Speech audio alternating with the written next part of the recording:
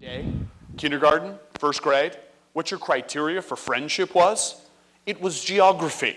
Someone's around you, they're going to be your friend.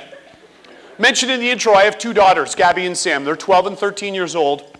I love them to bits, but I miss the days when they were 4 or 5 years old, kindergarten, first grade age.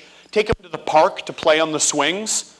They would take off, like, bye, I gotta go make a new friend now. And I'd go, okay. Because really, when was the last time any of you went anywhere and said, hey, I'm going to go make a new friend now? And fellas, that's not what I'm talking about. Trying to go meet some ladies is not making a friend, okay? So settle down, player. No amount of Axe body spray in the world is going to help you, so please stop. Back me up on this, ladies. That stuff does not replace taking a shower, okay? Seriously, what's that smell? I mean, fellas, come on, if you're doing this,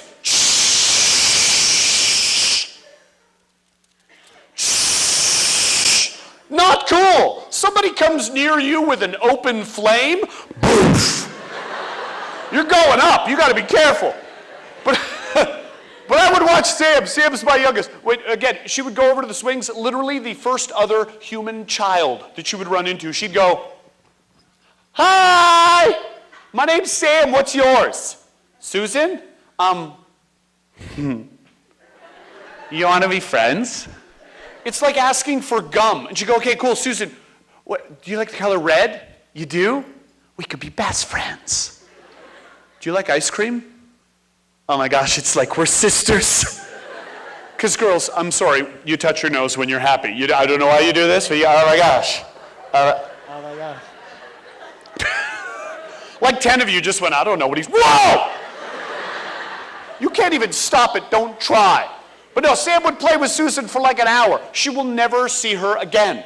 But she comes back to me all excited, Dad, I made a new friend. And I'm like, that's great, sweetheart, but now we don't do that anymore. And it happens everywhere. Again, we may even not be friends with people who used to be our friends because they're not in that same group anymore. And that happens everywhere. It happened to me. My best friend in first grade was Pete Storms. Pete and I were tight, we were buddies, we ate paste together, it was awesome. Do you remember eating paste? If you're saying no, you ate too much, all right? It's affecting your memory now and you need to slow down. But no, come on, kindergarten, first grade, doing crafts. You don't get to do crafts anymore. You'd be there in class going, brushes? We don't need no brushes.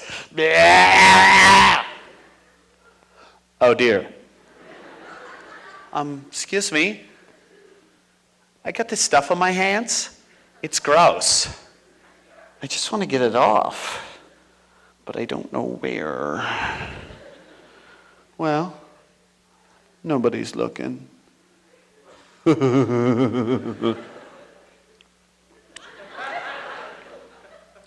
not bad. It's kind of chewy, but I like it. You would take a bottle of non-toxic paint and go glug, glug, glug, glug, glug. Because back in the day, we lived by the old adage, what doesn't kill you makes you stronger.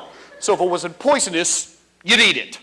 Except for Brussels sprouts, because that's wrong. Anyway, Pete and I, we hung out, we did everything together. Kindergarten, first grade, all the way right up through to the 8th grade. Because in Ontario, we go K to 8, and then we go into high school. So kindergarten through the 8th grade, best friends. Then we got into high school, Central Elgin Collegiate, St. Thomas, Ontario. We huddled together out of sheer terror for a little while, going dan, dan, dan, dan, dan, dan, in the hallways, and then something happened. Pete played football and basketball. I did student council and drama. Suddenly, according to the rules in my school at that time, Pete and I weren't allowed to be friends. We could be the only two people walking through the hallway at my school. Literally, this would be our conversation. Pete? Ian?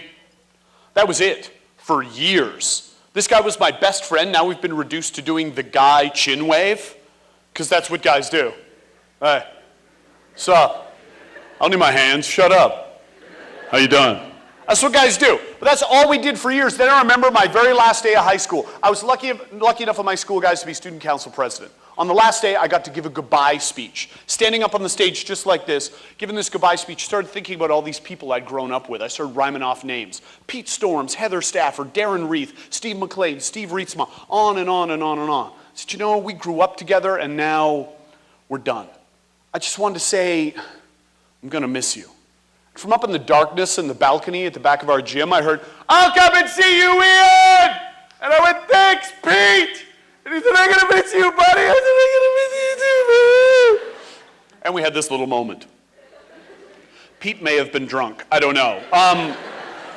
This was back in the days of grade 13 in Ontario. He was 27 years old. All kidding aside, though, guys, it was the last day of school, the very last day.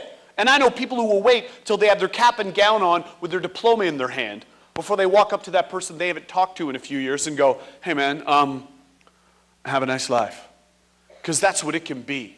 Maybe you'll go to college. Maybe you'll go travel, go to work, go to university, get married, have kids, do all this stuff. You won't see these people anymore.